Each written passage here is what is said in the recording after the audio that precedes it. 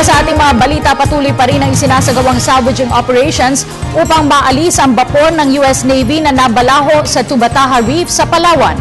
Ito ay sa tulong ng Philippine Coast Guard na agad nagtungo sa lugar upang matiyak na hindi magkakaroon ng oil spill. Si Noel Perfecto nag-uulat. Tumutulong na rin ang Philippine Coast Guard sa paglikas o pag-alis ng US warship na USS Guardian na nabalaho sa Tubataha Reef area sa bahagi ng Sulu Sea. Mismong si Coast Guard Commandant Rear Admiral Rodolfo Isorena ang nagtungo sa pinangyarihan ng insidente upang matiyak na magiging maayos ang ipinatutupad na salvaging operations ng mga otoridad ng 7th Fleet at ng Philippine Coast Guard.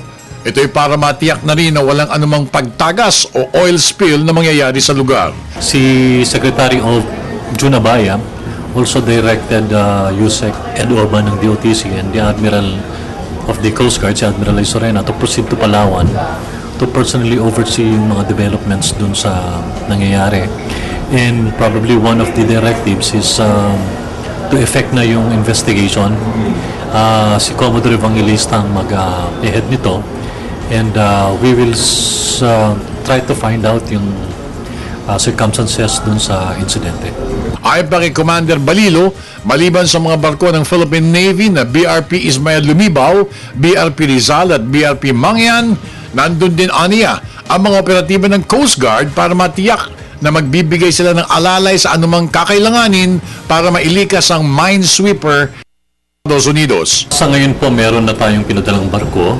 Bukod po doon sa mga barko ng Navy na nandun na at may mga kasamang personnel ng Navy, ng Coast Guard, meron ding dalawang barko ng US Navy na nandun sa area, and plus dalawang salvage vessel on standby. So pinag-aaralan po ngayon kung paano magkakaroon ng salvage operation at nakaantabay din po yung ating mga personnel in case na magkaroon ng spill yung oil na karga nila, at saka binabantayan natin yung procedure kung paano nila gagawin yung salvage operation. Samantala, sinabi naman ni Foreign Affairs Assistant Secretary Raul Hernandez, patuloy ang pag-alalay ng pamahalaan sa nabalahaw na US warship at inaalam rin ang kagawaran kung ano pang nagawang paglabag ang nasabing barkong panlaban ng Estados Unidos kung sakaling nagkamali nga ito. I was told by Joe Adan, who is the Executive Officer of the Visiting Forces Agreement Commission, that an investigation is underway. They're trying to find out, together with other agencies of the government, extent of the damage on our coral reefs, as well as possible violation of our environmental laws. Para sa Telebisyon ng Bayan, ako naman si Noel Perfecto.